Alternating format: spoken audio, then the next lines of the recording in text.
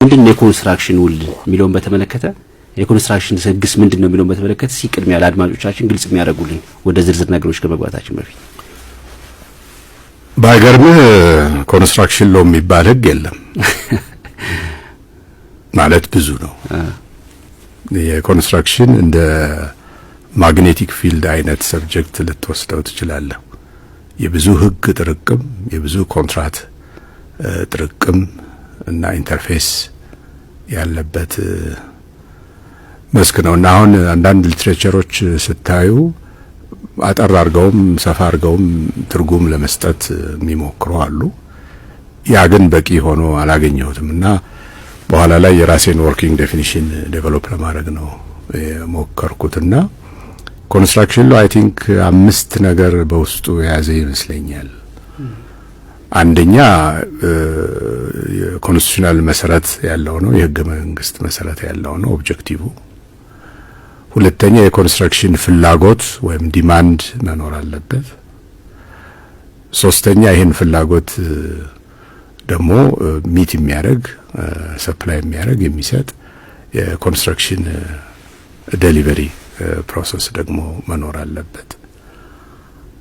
አራተኛ ስቴክሆልደሮች ደግሞ አሉ። አምስተኛ የህግ ኢንፑትና የኮንትራት ኢንፑት ይፈልጋል። የኮንትራት ኢንፑት ስፔሲፊክ ፕሮጀክት ላይ ፕሮጀክቱን ማኔጅ ለማድረግ የምንጠቀምበት ያው ስታንዳርድ ኮንትራት ቤዝድ ሆኖ የምንሄድበት ነው።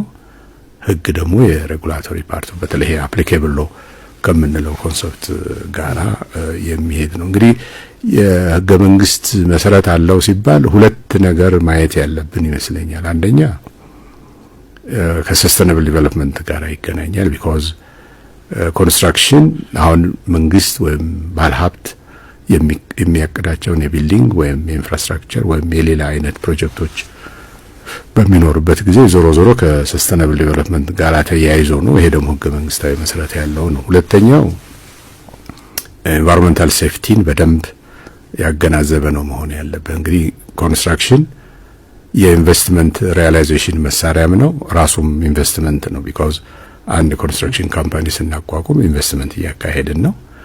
ሌሎች የሚያካሄዱትን የሶሻል ኢኮኖሚክ እና የገቨርናንስ ነክ የሆኑ ፕሮጀክቶችን በመናካሄድበት ጊዜ የፊዚካል ኢንፑት መንገድ ሊሆን ይችላል፣ ህንጻ ሊሆን ይችላል፣ ሌላ ሊሆን ይችላል።